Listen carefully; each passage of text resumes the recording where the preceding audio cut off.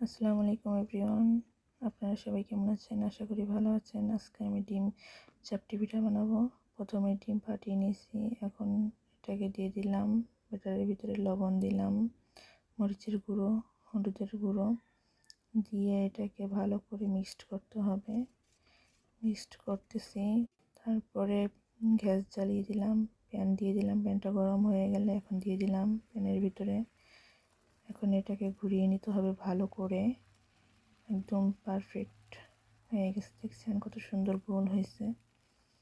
আমার প্রথম ভয়েস দিচ্ছি আমার ভিডিওতে, যদি কোনো ভুল হয়ে থাকে তা আপনারা কমেন্ট করে জানিয়ে দিন। আর পিঠাটা দেখতে কেমন হয়েছে আপনারা কমেন্ট করে জানাবেন।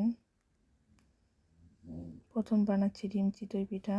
এখানে এটা উঠিয়ে আটটা দিয়ে দিলাম। দেখেন এটা অনেক সুন্দর হয়েছে, পিঠা গোল হয়েছে। পিঠাটা কিন্তু খেতে অনেক মজা, বাচ্চাদের বানিয়ে দিলে বাচ্চারা অনেক পছন্দ করে এই পিঠাটা। এখন এটাও আবার নামিয়ে নিব।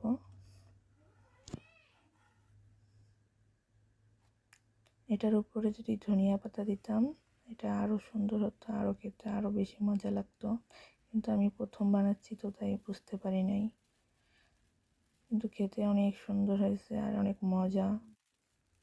দেখেন পিঠাটা কত সুন্দর, দিয়ে সারতে পারলাম না, তাড়াতাড়ি হয়ে গেল।